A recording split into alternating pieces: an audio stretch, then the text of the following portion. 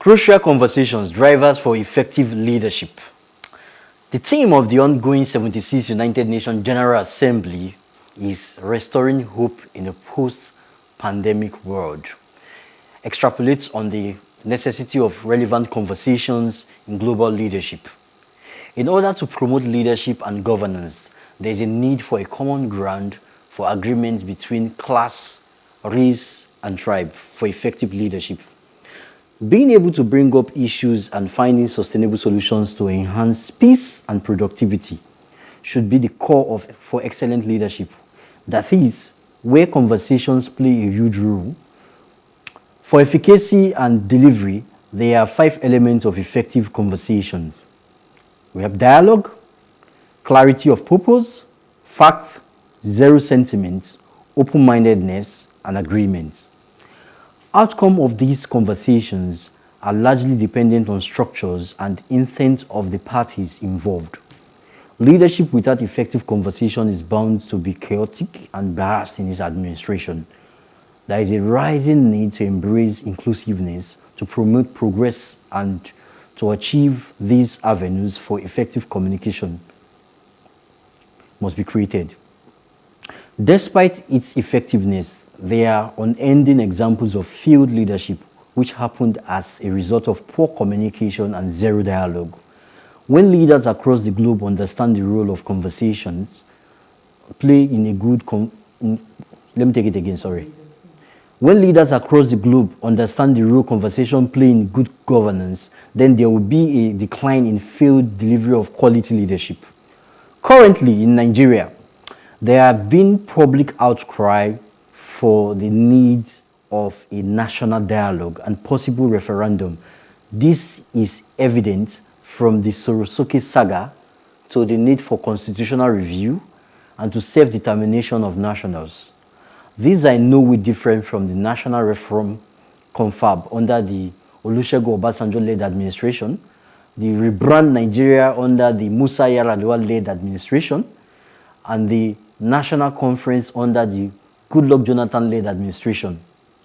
As important as a national conversation is, it also could amount to little or no positive effect if the following are not put into considerations. Inclusiveness. All stakeholders with respect to tribal affiliation, youths, women, industry experts, civil society organizations should participate. Empathy. Being intentional. No Nigerian is more Nigerian than any other Nigerian. Being intentional and about understanding the peculiarities of other different stakeholders. A democratic approach in decision making. It is important to note that the willingness of the government, citizens, and other stakeholders to take actions on agreed strategies or ideas during the course of a national dialogue is imperative for effective leadership and national development. Also, it is the collective responsibility of the government and all stakeholders to be willing for a continuous dialogue for effective leadership in different phases of a national development. Well, I feel like I just went to dialogue. school. The much talk about dialogue. I kind of like, crucial conversations, leadership, and in my mind, my mind was going in the space of what by the time I said, okay, it's going political. I'm going to let's kind of deal with that first. So our political. Yes. If you want a political scrutiny, then you wait for Kule Lawa, but it's not here today. But when you said crucial conversation, what came to mind was, can anybody engage you in a conversation if he doesn't know you? Or if he doesn't understand you, if you don't understand yourself? So I think when we want to even talk about conversation, first of all, the thing is, what are we talking about? A lot of people talk, but they are not communicating. Because you are saying A, you're saying B, and you're both off, and both of you are making good points, but you're just not in sync. And I think when it comes to conversation in politics, we need to, when you're talking and someone is not listening, you need to look for a way to get the person's attention. And that is what we are struggling to do as a people. I'm being very careful with words because of where I'm going. Now, what am I saying? we've heard issues in Nigeria where people will say, oh, if it was this tribe that spoke, you will have responded. For both the government in power and even government out of power. We speak about the Niger Delta, we speak about the North. They have a way of demanding what they want that is known to them. And every government, whether you are their tribesman or not, you respect that about them. So, as a people, if we want to hear from our government and we want them to do what we want, we must look for that key, that conversation key, the key to that conversation room that we can open and close at every time. It doesn't not necessarily violence, but we must look for something. And one of the easiest ways is to get the right people in power. Because if you participate and he knows that if I don't do the right thing, he will easily call me back, then you'll have his ears. But that takes the assumption that the system is set up where they work for the populace, right? Rather than they think we as a populace owe them. You know, they don't understand that that whole political standing are actually they work for us. No, before you go far, in a way they are right. They don't work for us. You know why? Because we expect, for example, our local government chairman to spend so much on us before he even gets into power. We take so much from everybody. I mean, someone was telling me just yesterday about a king. Someone has been made a king and he has spent tens of millions of naira before he could become a king. Wow. And now there's even his kingship is being challenged because another family says that is right and blah, blah, blah. So I asked the person, I said, okay, then later we'll say the kings are kowtowing to government.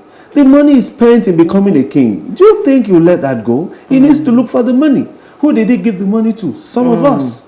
So as much, and that's what we're talking about conversation, no matter what you say, guy, I pay you. It's money. I've paid you. Or phone card. I've paid your leaders. All right. All right. That's so short-sighted. So short-sighted. That's quite, before you. But which came first? It's a chicken and egg thing. That conversation. The conversation is which is the egg. Well, that was okay.